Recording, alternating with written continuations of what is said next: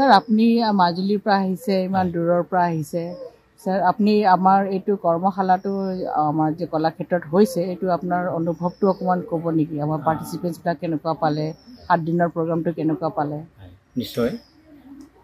অসমী 24 টা indigenous story এই অনুষ্ঠানটোৱে সাদিনীয়া যি কৰ্মশালা পাতিলে এই কলাক্ষেত্ৰৰ বাকৰিত আমি যথেষ্ট সুখী হৈছোঁ, খুব সুখী হৈছোঁ। কিয়নো গুৰুজনাৰ এটা কলা, এই কলাটো যে প্ৰসাৰ কৰিবলৈ আপোনালোকে যি আপ্ৰাণ চেষ্টা কৰিলে তাৰ বাবে আমি আপোনালোকক ধন্যবাদ জনাইছোঁ।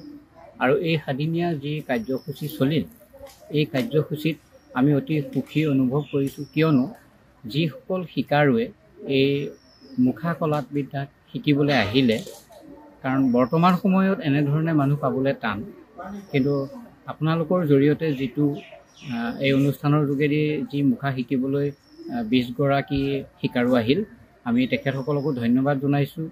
আমি গুৰুজনৰ এই কলাটো কেনেধৰণেনো আগবঢ়াই লৈ যাব পাৰোঁ। বিশ্ব দৰবাৰত যদিও প্ৰতিষ্ঠা হৈছে, কিন্তু ইয়াৰ প্ৰসাৰটো কমি আছে। কোনো ব্যক্তিয়ে বা কোনো দেশে জানিছে, যিহেতু ই GI টেগ পাইছে, এইটো এটা আমাৰ বাবে খুব সুখবৰ। মাজুলী মুখাই GI টেগ পালে। আমি খুব আশা ৰাখিছোঁ যে নতুন শিকাৰুসকলেও যাতে ইয়াক সুন্দৰভাৱে পৰিচালনা কৰি, সুন্দৰভাৱে মুখা নিৰ্মাণ কৰি আনকো যাতে আৰু 10জনক, এজনে 10জনক শিকাই মেলি যদি লৈ যাব পাৰে, আমি তাৰ বাবে ভগৱানৰ ওচৰত প্ৰাৰ্থনা জনাইছোঁ।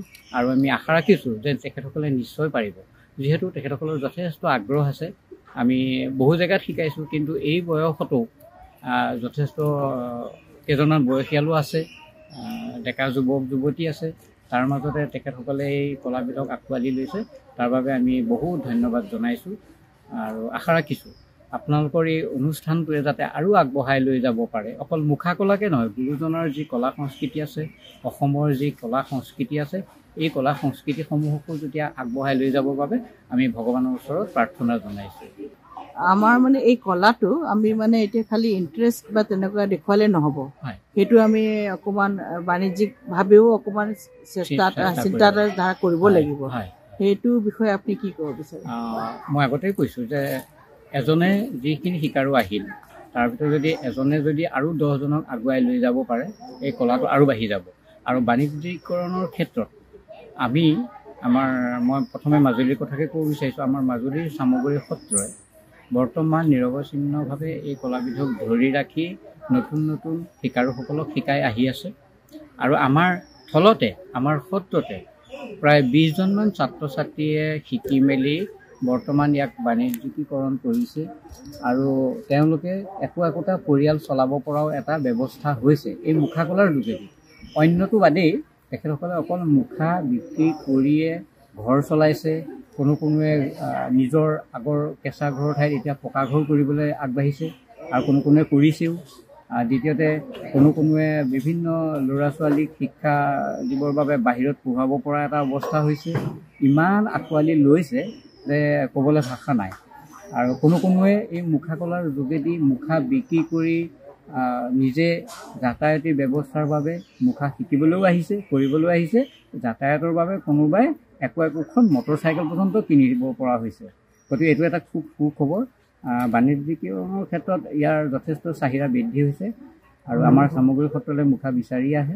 আমি তেখেতসকলক মুখা যোগান ধৰিব পৰা নাই, কিয়নো আজিকালি আগৰ মুখা সত্ৰতে আবদ্ধ আছিল, নামঘৰতে ভাওনা এখন কৰে, সেই ভাওনাতে ব্যৱহাৰ কৰিছিল, তাৰ বাহিৰে একো নাছিল। আমিও সেই সৰু অৱস্থাত আমি মুখানো কি কৰিম একো ভবাই নাছিলোঁ, বা মুখা শিকিনো কি কৰিম, একো ইয়াৰ প্ৰচাৰ নাই, কোনো বিক্ৰী নাই, আমি কিন্তু বৰ্তমান এনেকুৱা এটা সময় হৈছে যে আমি মুখা যোগান ধৰিব পৰা নাই। আৰু ক্ৰমে ই বাহিৰত প্ৰসাৰ লাভ কৰাৰ লগে লগে এতিয়া বিভিন্ন অনুষ্ঠানে, আজি গুৱাহাটীয়ে নহওক, ডিব্ৰুগড়, আপোনাৰ ধুবুৰীলৈকে আমাৰ মুখা গৈছে। কেনেধৰণে গৈছে যে সৰু কিছুমান মুখা তেখেতসকলে আমাক বিচাৰিছে, যে 5 ইঞ্চি হওক, 6 ইঞ্চিৰ চাইজৰ আমাক মুখা বিচাৰে। কিহৰ কাৰণে আমি সোধোঁ যে আমি এখন ডাঙৰ মিটিং পাতিব বিচাৰিছোঁ, সেই মিটিংখনত আমি উপহাৰ হিচাপে দিব লাগে।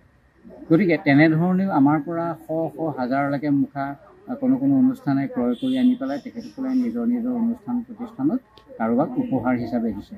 আমাৰ আগৰ গামোচা দিয়ে, জাপি দিয়ে। এতিয়া গামোচা এখনৰ লগত হয় মুখা এখন দিছে বা জাপি এটাৰ লগত মুখা এখন দি উপহাৰ হিচাপে দিছে, আৰু এটা খুব গৌৰৱৰ বিষয়। আৰু যাক দিয়ে তেখেতসকলেও কয় যে খুব ভাল বস্তু দিছে, এইটো অসমৰ গুৰুজনাৰ এটা সৃষ্টি বস্তু। এই সৃষ্টি বস্তুটো পাই আমিও গৌৰৱবোধ কৰিছোঁ যে আমি এনেকুৱা এটা বস্তু পাম বুলি ভবা নাছিলোঁ। এনেধৰণেও আমাৰ আগত তেখেতসকলে প্ৰকাশ কৰে।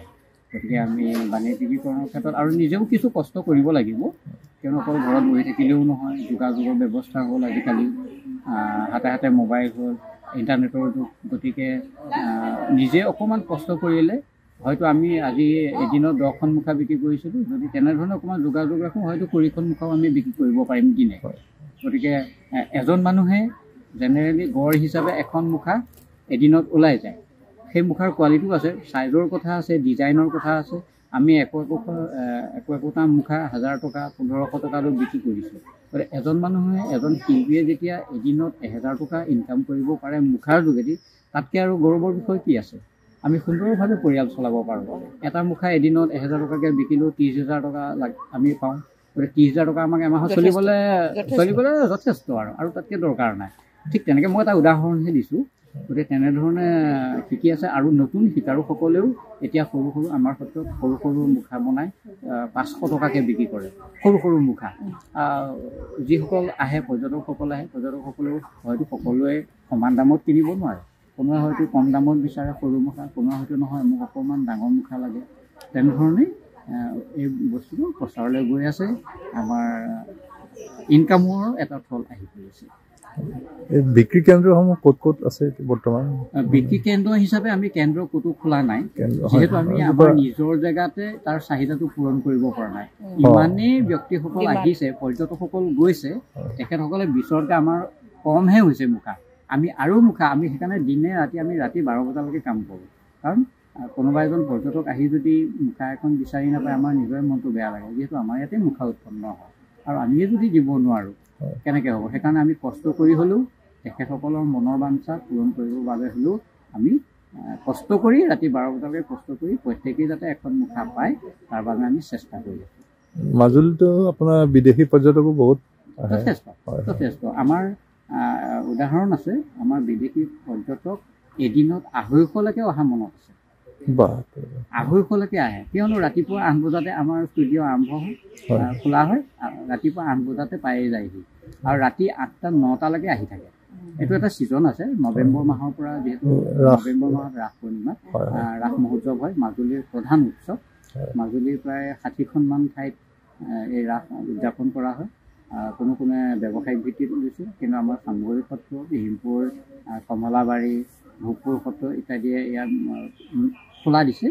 তেখেতসকলৰ কোনো ব্যৱসায়িক নাই, সেইকাৰণে মুকলি ৰাস পাতিছে। আৰু সেই ৰাস চাবৰ কাৰণে ৰাসতে মুখা বেছিকৈ ব্যৱহাৰ হয়। সেইকাৰণে মুখাটো কেনেকৈ ব্যৱহাৰ হয় সেইখিনি চাবলৈকে হ'লে যথেষ্ট পৰ্যটক আহে, বিদেশী পৰ্যটক আহে। আৰু আমাৰ ভাৰতীয়সকল আছে, অসমৰ বিভিন্ন ঠাইৰ মানুহ আছে, সেই সকলো যায় ৰাস চাবৰ বাবে। গতিকে আমি ভাল পাইছোঁ, আপোনালোকৰ যোগেদিও এই কলাটোৰ প্ৰচাৰ আৰু বিকাশ হ'ব। আমি আশা ৰাখিছোঁ, আমি শিকাৰুসকলকো কৈছোঁ যে আপোনালোকে এৰি নিদিব। শিকি থোৱাৰ পিছত বিদ্যাটো লৈ পেলাই যদি তাক প্ৰসাৰ নকৰে, তাৰ পৰা কোনো সেই বিদ্যাৰ লাভ নহ'ব। নিজেহে শিকা হ'ব।